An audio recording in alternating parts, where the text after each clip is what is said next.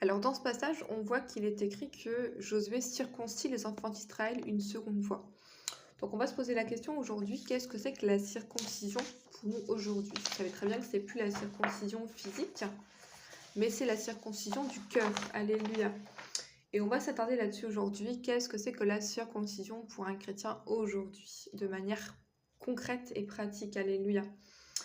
Je vais prendre Philippiens chapitre 3.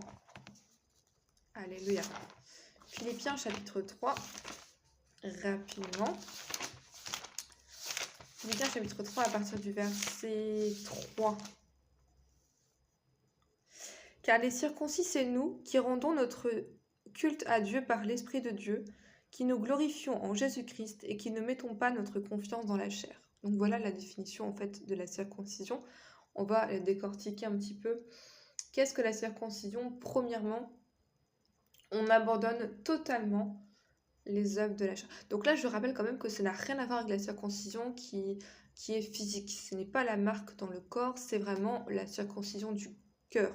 D'ailleurs, la différence est bien faite par l'apôtre Paul dans Romains chapitre 2, à partir du verset 20...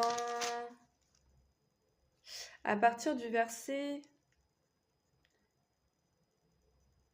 29, on va lire ça juste pour le temps. Il dit, mais le juif, c'est celui qui l'est intérieurement, c'est la circoncision, c'est celle du cœur, selon l'esprit et non selon la lettre. On vous lirait pour vous-même le début de ce passage pour comprendre le contexte, mais il explique ici que le vrai juif, c'est celui qui l'est dans le cœur. Donc il ne s'agit plus d'être circoncis dans la chair, mais dans le cœur. Qu'est-ce que ça signifie? Premièrement, on abandonne totalement les œuvres de la chair. Alléluia. On abandonne totalement les œuvres de la chair. En fait, on se dépouille de nous-mêmes. Parce que quand je parle des œuvres de la chair, c'est pas forcément les choses négatives seulement. C'est ça qu'il faut comprendre. Alléluia. Les œuvres de la chair, c'est aussi les bonnes choses que notre vieille nature avait et sur lesquelles dans lesquelles on place notre confiance. Amen. C'est ça qu'il faut comprendre aujourd'hui. C'est facile de dire j'abandonne la cupidité, la jalousie, etc. Mais est-ce qu'on a abandonné vraiment toutes les œuvres de la chair? Même ce qui était bon.